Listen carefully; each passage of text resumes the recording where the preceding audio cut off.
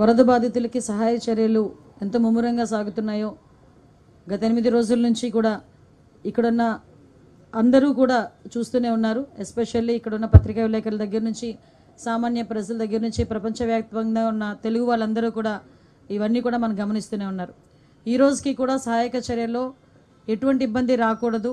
వర్షాలు పడుతున్నా కూడా ఎక్కడైతే వరద ముంపు ప్రాంతాల్లో ఉన్నారో ప్రజలు వాళ్ళందరికీ కూడా సహాయక చర్యలు అందాలి అనే ఒకే ఒక ఉద్దేశంతో గౌరవ చంద్రబాబు నాయుడు గారు సీఎం గారు ప్రత్యేకంగా అంటే ఇక్కడే బస్సులోని ఇన్ని రోజుల నుంచి గత 8 డేస్ నుంచి కూడా బస్సులోనే తన అడ్మినిస్ట్రేషన్ కొనసాగిస్తూ ప్రతిరోజు కూడా ఉదయము సాయంత్రం కూడా ఎక్కడైతే మన ముంపు ప్రాంతాలు ఉన్నాయో ఆ ముంపు ప్రాంతాలన్నిటికీ కూడా స్వయంగా తనే వెళ్ళి పర్యవేక్షించి సాయంత్రం అయ్యేసరికి మళ్ళీ అఫీషియల్స్ అందరితోనే కూడా కూర్చొని రివ్యూ చేసి ఎక్కడెక్కడ ప్రాబ్లమ్స్ ఉన్నాయో అవన్నీ కూడా అఫీషియల్స్కి అదేవిధంగా పొలిటికల్ లీడర్స్కి అందరికీ చెప్పి నెక్స్ట్ డేకి ఆ ప్రాబ్లం రాకుండా చూసుకునే బాధ్యత పర్టికులర్గా గౌరవ సీఎం గారు చంద్రబాబు నాయుడు గారే తీసుకోవటం అన్నది నిజంగా ఒక రకంగా చెప్పాలంటే ఒక గుడ్ సైన్.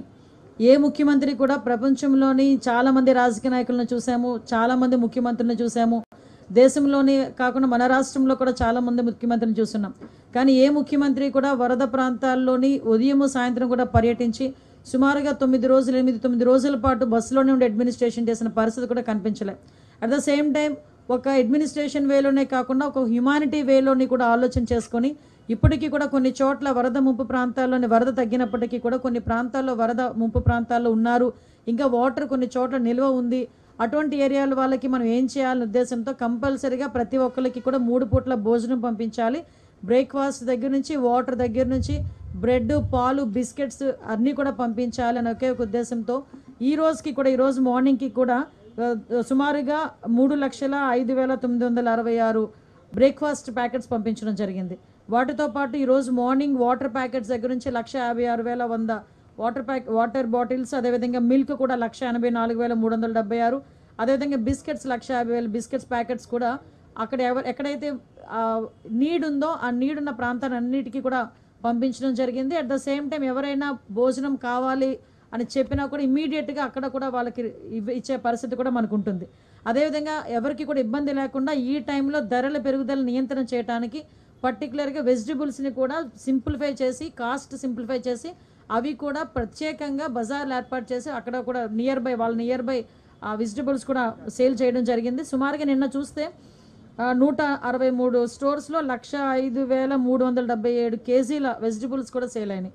ఆల్రెడీ ఈ రోజు ఇంచుమించుగా ఒక 64 ప్లేసెస్లో కూడా ఈ వెజిటబుల్ సేల్ కూడా జరుగుతుంది. అదేవిధంగా మీ అందరికీ తెలుసు ఎక్కడైనా వాటర్ ట్యాంక్స్ ఎక్కడ కూడా వాటర్ ఇబ్బంది లేకుండా 236 ట్యాంకర్స్ తిరుగుతున్నాయి.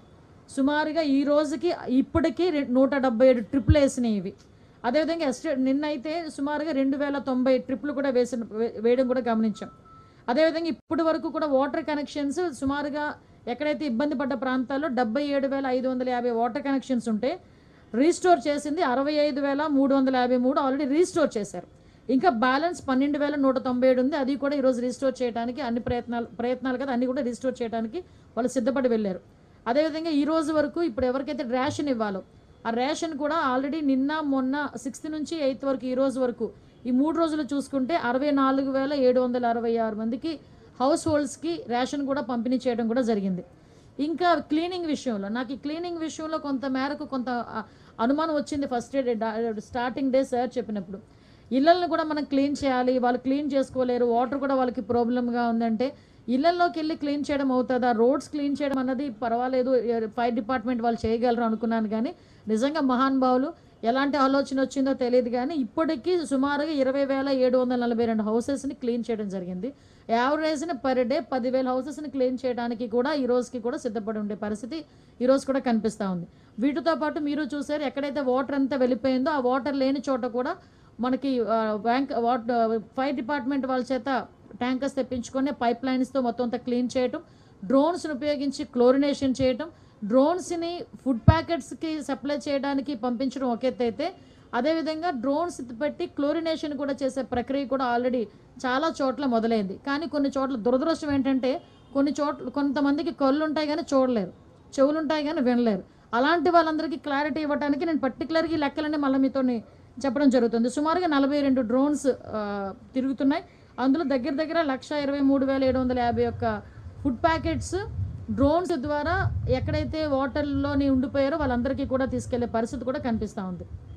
అంటే ఓవరాల్గా ఎందుకు ఇవన్నీ చెప్తున్నానంటే, ఒక ముఖ్యమంత్రి ఏదైనా వరద వచ్చింది లేకపోతే సైక్లోన్ వచ్చింది అటువంటి సమయంలో ఒక రోజు ఉంటారు, ఏరియల్ సర్వే చేసుకుంటారు, పర్యవేక్షించుకుంటారు, ఎవరైనా వెళ్ళిపోతారు. కానీ చంద్రబాబు నాయుడు గారు సీఎంగా ఆయనకున్న బాధ్యత ఒక ఎత్తు అయితే, ఎవరైతే 5 రోజుల కింద 6 రోజులుగా కూడా నీటిలోనే మగ్గిపోయిన వాళ్ళ ఫ్యామిలీ తాలూకా మెంటల్ స్టేటస్ ఎలా ఉంటుంది అని ఆలోచించే వ్యక్తిగా ఒక హ్యుమానిటీ యాంగిల్ మీద ఆలోచించి వాళ్ళకి అన్ని రకాలుగాను భరోసా కల్పించాలని ఒకే ఒక ఉద్దేశంతో వాళ్ళకి ఫుడ్ దగ్గర నుంచి ఎలక్ట్రిసిటీ దగ్గర నుంచి అవన్నీ కూడా రీస్టోర్ అయినంత వరకు మళ్ళా తిరిగి విజయవాడ ప్రజలందరూ తమ తమ పనుల్లోని నిమగ్నం అయ్యేటంత వరకు కూడా నేను ఇక్కడి నుంచే అడ్మినిస్ట్రేషన్ చేస్తాను అని చెప్పడం ఒక ఎత్తు, పండగలను కూడా పక్కన పెట్టి ఫ్యామిలీని కూడా పక్కన పెట్టి ఈరోజు గత 8-9 రోజులుగా ఆయన ఇక్కడే మనం ఉండటం కూడా మనందరం కూడా గమనించాలి.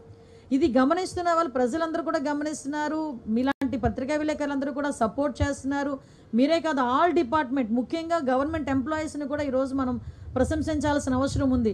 పోలీస్ డిపార్ట్మెంట్ దగ్గర నుంచి అన్ని డిపార్ట్మెంట్ వాళ్ళు కూడా ఈరోజు విజయవాడ సెంట్రిక్గా చేసుకొని అన్ని సహాయక కార్యక్రమాల్లోని పాల్గొనే కార్యక్రమం ఒక ఎత్తైతే, సీనియర్ ఐఏఎస్ ఆఫీసర్లు కూడా కూర్చొని ఈరోజు ఒక్కొక్క వార్డు తీసుకొని వాళ్ళు పర్యవేక్షించి వాళ్ళు డైరెక్ట్గా ఫీల్డ్ మీద దిగి ఒక్కొక్క ఇంటికి తీసుకెళ్ళి రేషన్ ఇచ్చే పరిస్థితి కూడా కనిపిస్తూ ఉంది.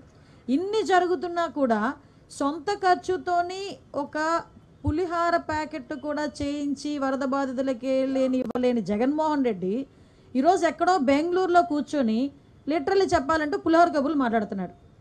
సారీ, నేను ఎందుకంటే మాట్లాడుతున్నానంటే, ఇంత జరుగుతుంది, ప్రపంచం అంతా చూస్తుంది, ప్రజలందరూ బయటికి వెళ్తే ఎస్ మాకు ఇది జరిగింది, మాకు ఇది అందింది అని చెప్తున్నారు, దాతలందరూ ముందుకు వస్తున్నారు.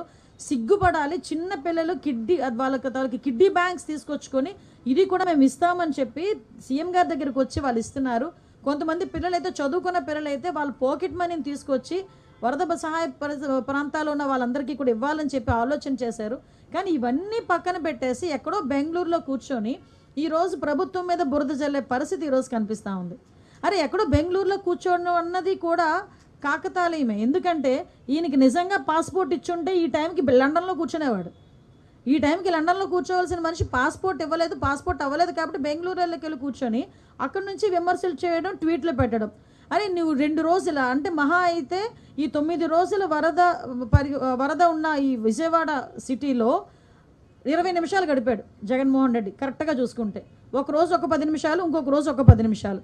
కానీ ఈరోజు గౌరవ ముఖ్యమంత్రి చంద్రబాబు నాయుడు గారు అలా కాదే, ఉదయము సాయంత్రము కూడా వెళ్ళటమే కాదు, వాళ్ళందరూ కూడా ఎలా ఉన్నారు, ఏం చేస్తున్నారు అనేది చాలా క్లియర్గా కనుక్కొని సాయంత్రం మళ్ళీ మీ అందరికీ కూడా బ్రీఫ్ ఇచ్చి ఇక్కడ మళ్ళీ అఫీషియల్స్ అందరితో పాటు మీటింగ్ ఏర్పాటు చేసుకొని వాళ్ళతో క్లారిటీగా క్లియర్గా ఎలా జరుగుతుంది.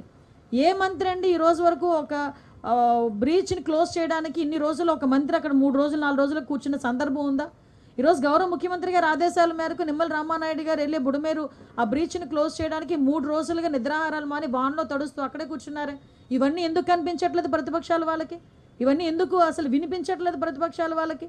కనీసం ఏదో రకంగా బురద జల్లాలి అని ఒకే ఒక పరిస్థితుల్లోని పేటీఎం బ్యాచ్ని దింపి సాక్షి ఛానల్ని పట్టుకొని నోటుకు వచ్చినట్టు మాట్లాడడం తప్పించి ఏమీ వాళ్ళు చేసే పరిస్థితి అయితే కనిపించట్లే.